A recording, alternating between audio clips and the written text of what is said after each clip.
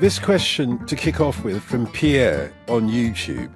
What does Igor Tudor have to do to get Juventus back to winning titles? And I know, Andy, that you discussed the departure of Thiago Motta, who got fired, on the OTC YouTube channel on Monday. And for those who haven't seen it, you can go and see it on YouTube. But for you, Ryan, what does Igor Tudor have to do? I think this is a really interesting question because does he have the time to be able to do anything, really? He's got a contract that's to the summer and then an opportunity to extend. But I think that this is a very different Serie A than it was 10 years ago in the middle of Juve's big old dynasty. And I think the competition is just too good. You don't have to overcome just one, you're not looking at one rival anymore. You're looking at 4, potentially 5 even. I am interested to see what he does as Juventus manager.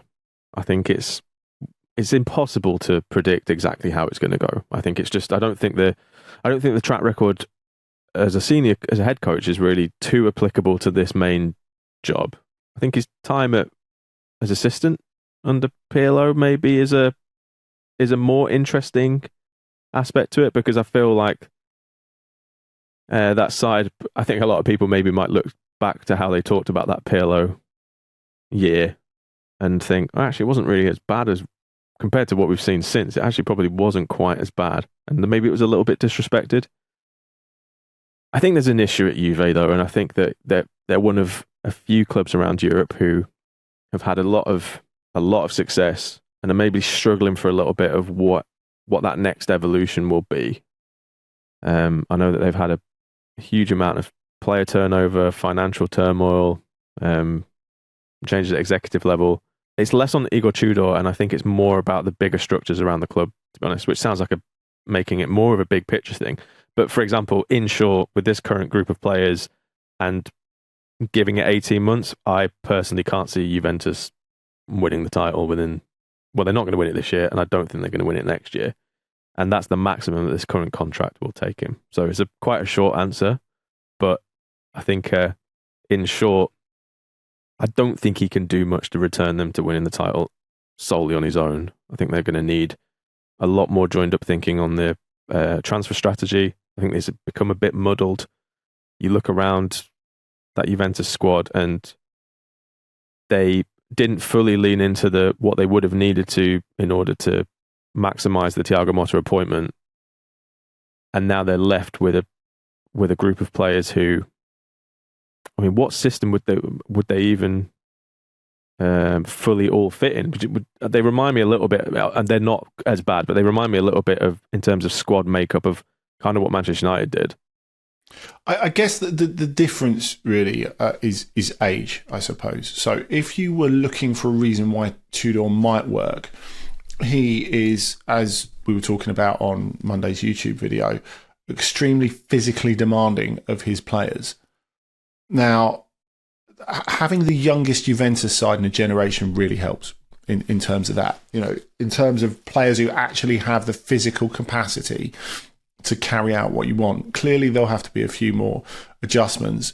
But at the moment, me saying that, it's all pie in the sky. It's just spitballing, isn't it? Because, as you say, Ryan, the key point here is time. Yeah. How do we know he's going to get more than the 8 games that are left of the Serie A season? And to make any meaningful change in that time and to convince the club that you're the person that you should go forward with, I think that's really difficult to do in that time. He almost needs something miraculous to extend the job into next season. And of course, they've got the Club World Cup as well. I mean, they've got the option to keep him on for that as well. So how they managed to perform at that. If I was a Juventus player, I would be thinking, seeing Igor Tudor's silhouette coming over the horizon at the training ground, because you're in for a lot of physical work. You're in for a lot of physical work when you've already had 3/4 of a season. And then he's going to try and flog you into shape for the Club World Cup. It feels like a lot. It feels like a lot could go wrong to me. So whether we get to the point that Pierre envisages of Juventus winning titles again, I agree with you. I don't know if we get that far. The interesting aspect for me, though, is the fact that he has a history there, because I think that was one of the things that Thiago Motta really struggled with, and because he's an Inter guy, exactly, and he didn't have maybe like he wasn't as an international favourite. I wouldn't say really. Became a much more regular later in his career, but also I think that there is a sense there that having been there for a while and been a bit of a club legend, if you like, or a club favourite with Igor Tudor, it might give him a little bit more authority. But again, it goes back to the club have to decide whether they're okay with that, because when they got Thiago Motta in, and this goes back to something we were mentioning on the main show about managers taking that big job straight away, but also clubs need to decide whether they're ready for that, because to lean into an identity shift like that, or a project where they want to stylistically overhaul a successful sporting entity, you're going to have to take some steps back to go forward. And I don't think more often than not, the club, the executive level, and often the fans aren't ready to take that step in order to take that move forward. So I think a lot depends on that. And thank you for bringing the stylistics into it as well. Welcome back anytime. Ben on Instagram, though, asks, I feel this is a question for me, but anyway, I'll leave it to you. I know they bounced back with a convincing win over Northern Ireland, but how on earth, good question, did Sweden manage to lose to Luxembourg?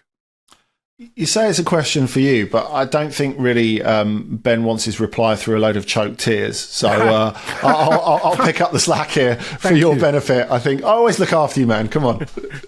Appreciate that. I think you have to look at a couple of aspects. Like, firstly, I think to get out the way straight off, Luxembourg are not nearly as bad as they used to be. They're becoming a serious team who are learning to compete at a level. Certainly a beneficiary of the Nations League and that construct. I think the other thing for Sweden, you have to look at the fact that they're in transition at the moment. And not only are they in transition, but they had a lot of important players out for this game. Of course, Kulusevski wasn't able to take part in this international meet-up. You didn't have Victor Gyökeres, who's been sort of nursing an injury over the last couple of months and only just got back to starting regularly with Sporting.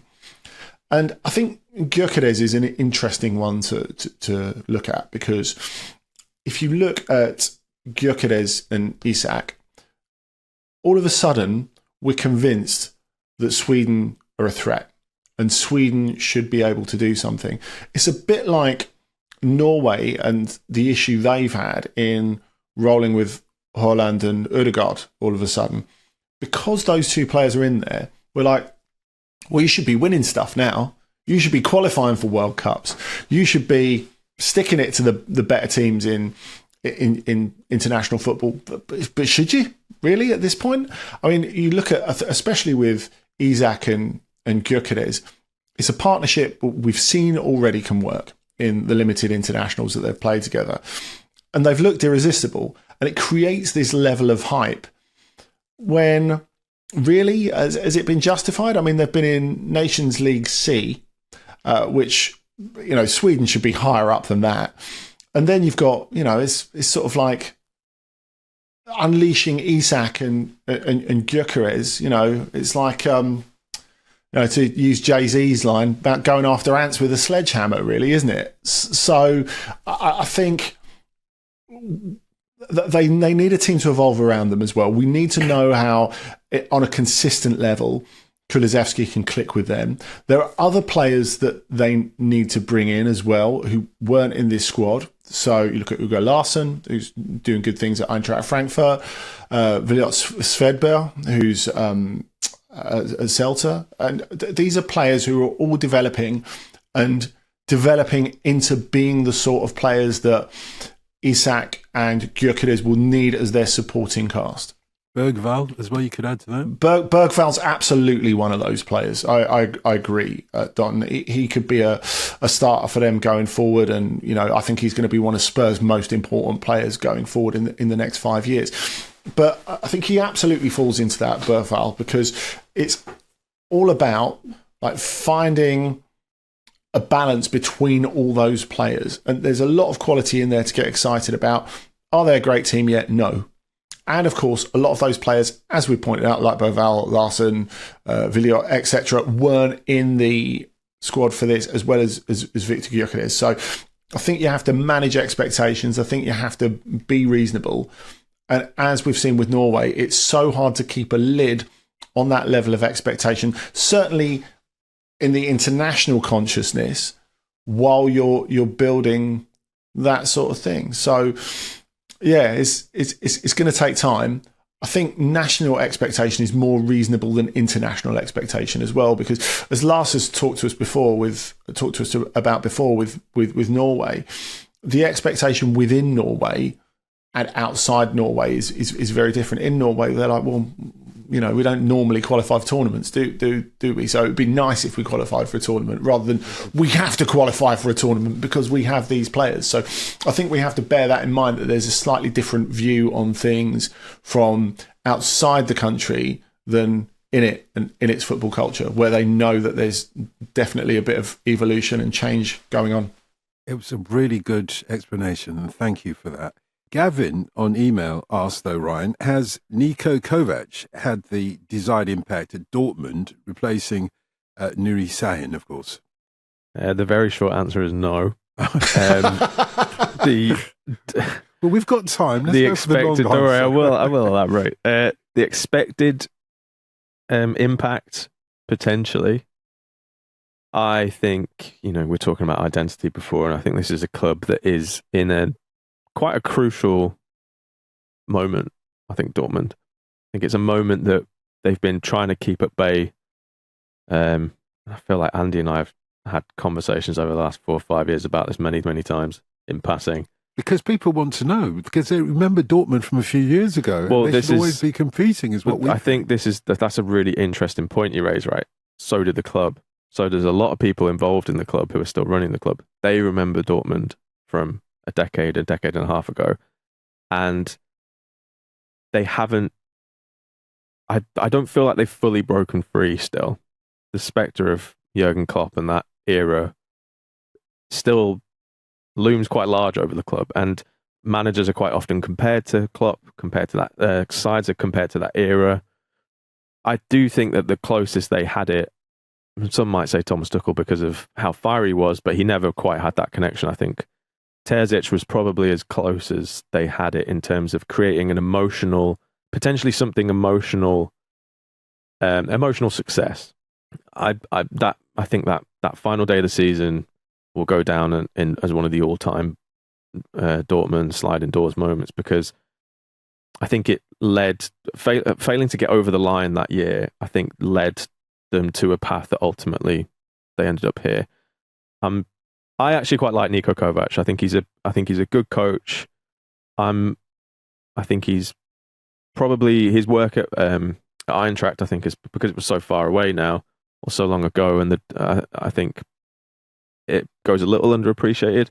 I know he had some issues at Bayern. I know he's had some issues at a couple of other places, but he is a good coach. I'm just not sure the fit is super right.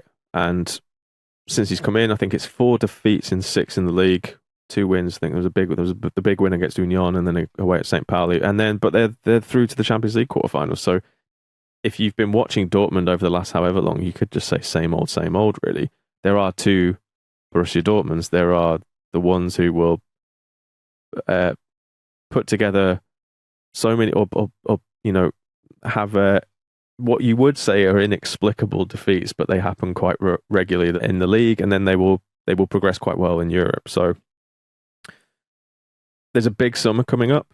Watzke will step down as chief executive, and there is that's another change for Dortmund. I I fear a little bit for the future, because I think the main thing that's happening, I think, at Dortmund, I know I'm going off Kovač a little bit, but I think it's big. Like we were talking about Igor Tudor before, I think it's bigger than just that singular coach. Dortmund has always been such a destination for, you were going to potentially go to Real Madrid at some point, or you're going to go and play and be one of the top 5, 10, 20 players in the world. You might stop off at Dortmund to develop.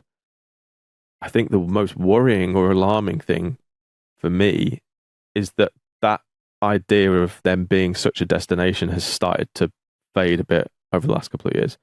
And if that completely fades and players are looking at Leverkusen or Eintracht or even Mainz, really, now, if you're going to talk about clubs that are progressing, that's a big problem for them, because if they don't have the success and they aren't known as a place that you can go and play and develop and move on to somewhere like Real Madrid, then that creates an even bigger identity crisis for Dortmund. And I hope they turn it around. I think, much like we were talking about Juve, I think it's a different Bundesliga to 10 years ago.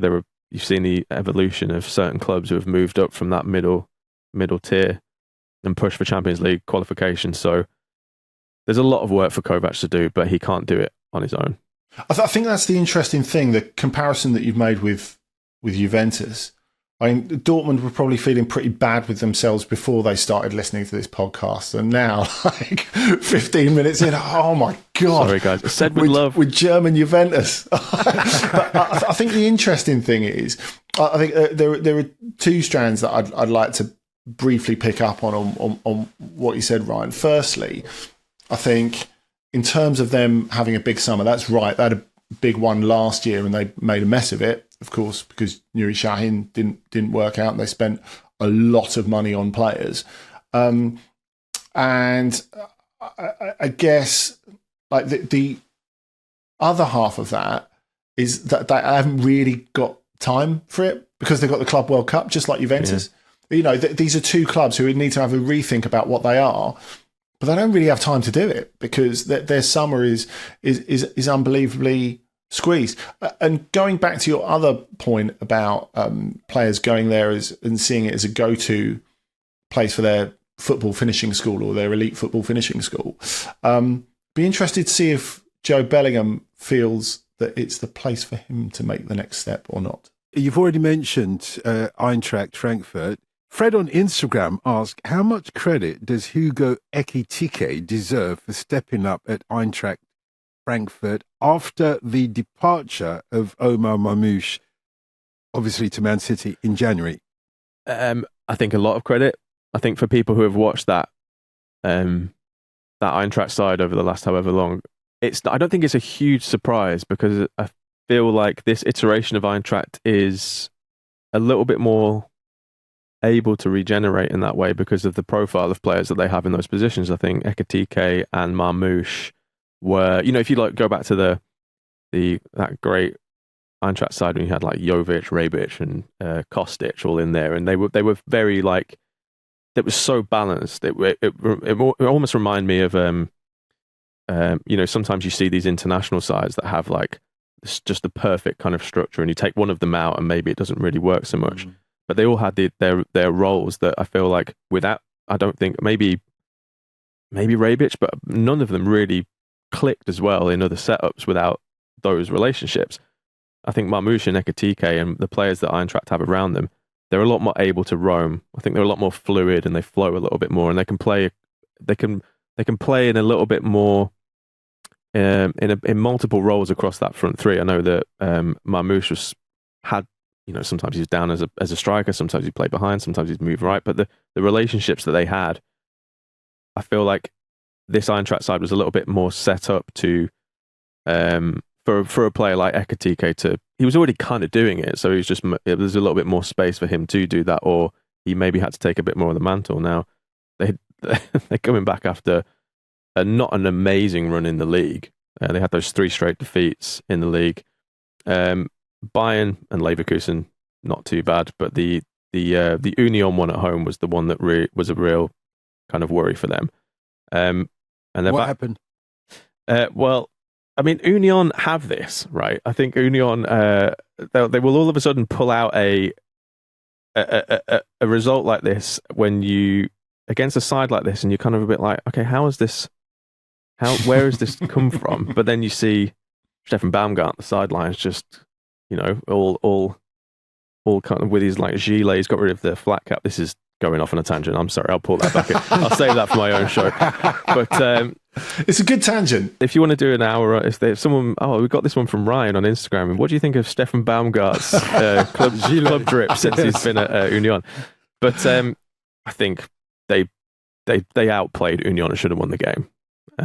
So performance-wise, not dreadful. But Stuttgart this weekend, and that will be, that could have been a pick. Wait, I wasn't going to go for your game of the week. We're going to come there. I won't go there yet, but it could have been. It may still be. You might change your mind. Maybe There's still time. There's still time. I think the Ekitike thing is really interesting. Just to go back to him briefly though, because he is. I think if you look at recent big sales from Eintracht Frankfurt, which obviously they've done phenomenally well to Action. You look at Marmoush is only the most recent of those, but you go backwards and, you know, Jovic, as you say, Rebic, Pacho, Aller, so many, Randall Colomwani, of course. And if everything goes right, Ekitike will be one of the next ones. I think if you go a year further down the line. But he's a different sort of profile to those other ones that they've had, because when Fred talks about him picking up the slack, I mean, it's a big responsibility because they're a big club. They're in a Champions League position, which they have looked like shelling for a lot of the time since Marmoush went. And if the teams below them had been a little bit more competent, they'd probably be 6th or 7th now.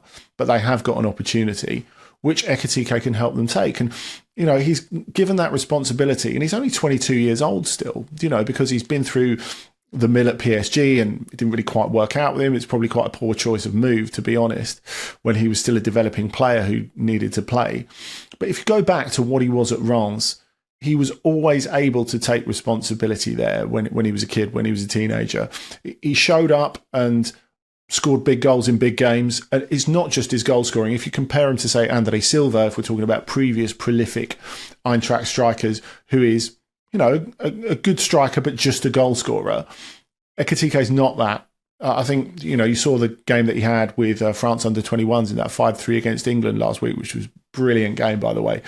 And he was fantastic in that on the end of stuff. But he's not just a hold-up guy. He can run into the channels, even though he's quite a big lad. He's a creator as well. He's got good vision. And he wants to take more responsibility. So I think for him, rather than being a pressure, it will be an opportunity. You look, he's got 13 goals and 4 assists in the Bundesliga already this season. He's looking at statistically a very, very good. He'd have a statistically good season if the Bundesliga stopped now. So by the end of this season, if he can push up towards 18, 20 goals, they've got a great opportunity still to qualify for the Champions League. And if they qualify for the Champions League and have made all that money from Marmoush, it's been a great season. And as you say, Ryan, this weekend against Stuttgart, we've got good opportunity to cut off one of those competitors who are of a similar level to them. Complete side note, but if Frankfurt and Mainz get in the Champions League, that's it's going to be popping off around that part of the world. That's not side note. Busy train line. Yeah, we'll let the authorities know that just in case. Okay, both of you I know are competent enough to spit some bars, and this is an opportunity to freestyle here, because Tom on Blue Sky says, what's the one story that you've got the keenest eye on heading into the business end of the season? Andy, do you want to lead with that? It will not surprise you, perhaps, to know it's Portugal. André Villas-Boas, of course, is in his first season as Porto president.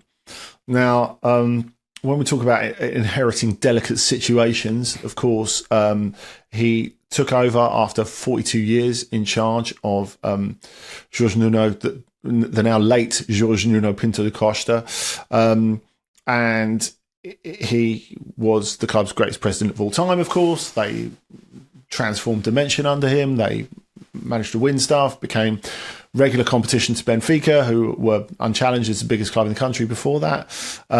Things have gone awry in recent years. And so AVB campaigned on a mandate for change.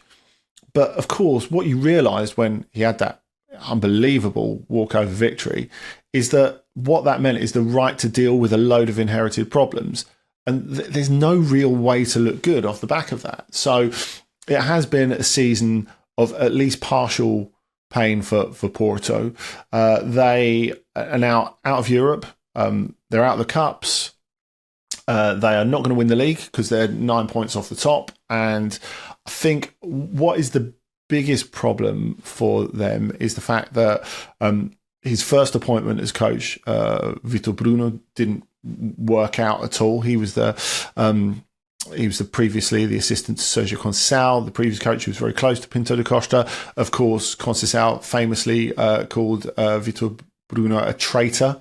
Man obviously favours subtlety, Conceição, when Bruno took the job.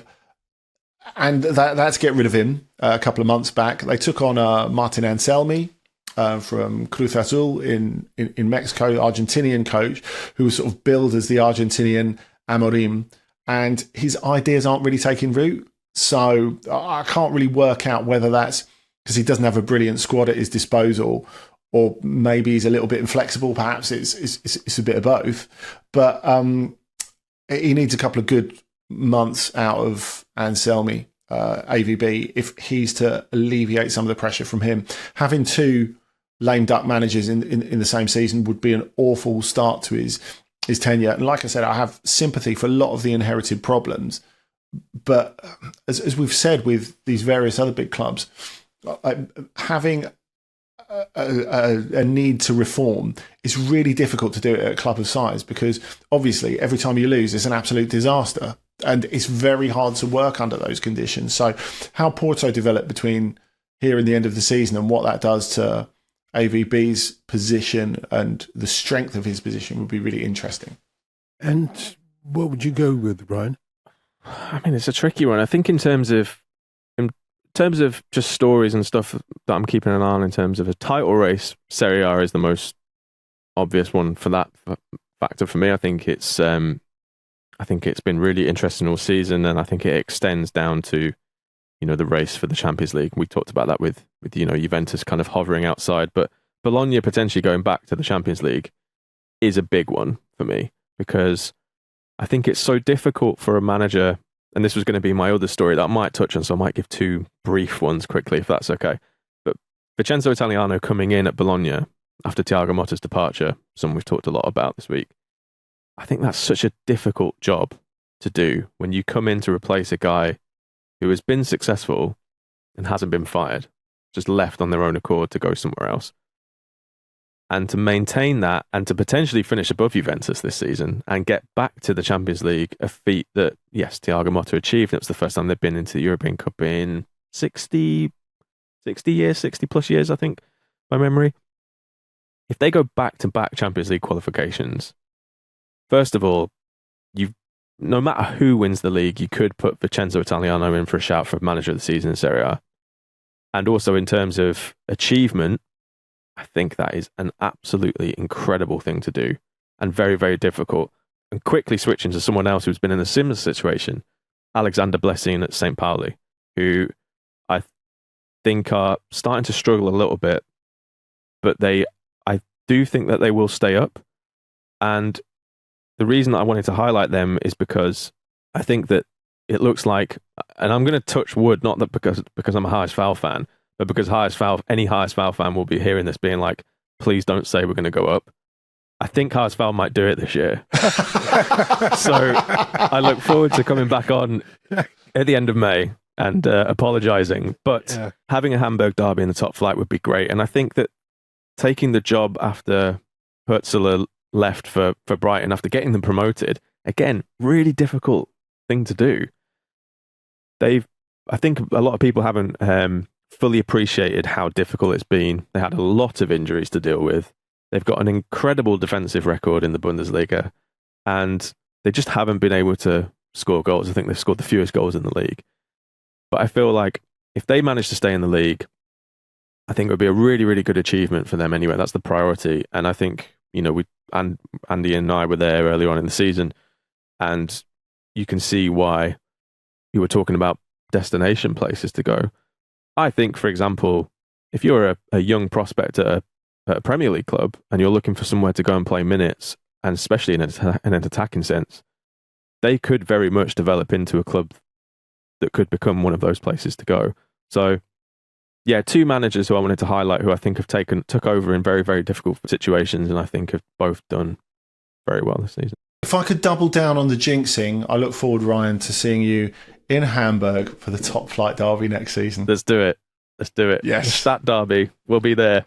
We will be there. Before that, it's time for our game of the week, brought to you by FotMob. Each week, our experts recommend a game for you to watch at the weekend, and just as importantly, they also suggest the food we should be having with it. So, Ryan, what are you going for this week as your game of the week? I feel really bad now because I feel like this is just a bit too on brand, but it is. I'm so sorry, everyone. It's second versus third in the Zweite Bundesliga, which is, as we all know, is the best league in the world. Of course. Köln go to Paderborn, and it's Paderborn are the most informed team in the Zweite Bundesliga at the moment. Köln's form has not been incredible, but it kind of doesn't really matter in that league because there's only, I think, 8 points separating the entire top half of the table. So if you're up for a chaos league, that is the league for you. And it's a Saturday lunchtime, so I'm not going to go anything too heavy, and I'm not going to go anything too left field either. I'm just going to go for a straightforward Apfelstrudel with a bit of cream and a nice coffee. Oh my goodness! Enjoy some Zweite Bundesliga on a Saturday afternoon. Do you know how many sweet teeth I've got? Oh, thank you. You're very welcome, Tom. The only thing I don't know is my German. So Schweizer's second Bundesliga? Zweite is the second Bundesliga, yeah. I know. The Zweite Bundesliga. I knew that. Yeah, you knew Thank that. you. You're The game of the week from you, Andy? I've gone for the following day. We're staying in that part of Europe. PSV versus Ajax, which I'm really looking forward to, which is 1:30 UK time on Sunday. It's huge, really, because I think that you look at it and I could never really work out how a really quite average Ajax side, and certainly not an attractive Ajax side, had made it to an 8-point lead at the top of the Eredivisie. Well, it's no longer 8 points. It's 6 points after they dropped points against AZ in the last match day before the international break, and PSV won. The answer as to how Ajax managed that is quite obvious because they've been pretty solid, if not spectacular, and PSV have been leaking goals left and right. The Arsenal game at home at Philippsstadion obviously being the nadir of that, but PSV I would argue have still got the better players, certainly the more exciting players, certainly the better attacking players around the veteran Luc de Jong. And if PSV win this, they can close the gap at the top to 3 points, and all of a sudden it's title race on before. So PSV's poor defensive record of 2025 notwithstanding, they can sort of get over that now because they've been scratching their heads a couple of weeks ago going, how the hell are these 8 points in front of us? Well, you know what? All of a sudden, we've got the prospect of a title race happening again. So obviously, avowedly neutral. And for that reason, I hope PSV win and make it a real title race. So I think we've got to be really careful because we've Lewandowski'd it. With Ryan on the Saturday, we've gone for the dessert first. Of course, as we know, Robert Lewandowski famously has dessert before the main to allow his body longer to break down the sugar. We're very, very professional and dietary conscious on OTC and on the FotMob game of the week, which is good to know. So I think we're going to have to go for, and I'm sort of messing a bit with the whole Benelux thing here. I think let's go for Moule Frites before this. I think we're talking about any sort of seafood is brain food, and I think the coolest head is going to win this. I'm still going to start with Lewandowski, but thank you for that as well. And you can follow those matches. So Andy, as you heard, went for PSV versus Ajax on Sunday, 1:30, and Ryan went for Paderborn versus FC Köln in the Zweite Bundesliga on Saturday at noon. And you can follow those matches and many more from across Europe and beyond with FotMob. FotMob is the best place to check the latest scores and in-depth stats from all the football on the continent. Download the free FotMob app right now and get all the latest analysis at your fingertips in time for the weekend. Thank you for listening to Ask OTC. And if you'd like to ask a question, you can contact us at any time at Radio Dotun, at Andy Brassel, and at Ryan Hunn, or at OTC Pod. And you can email us otc@footballramble.com.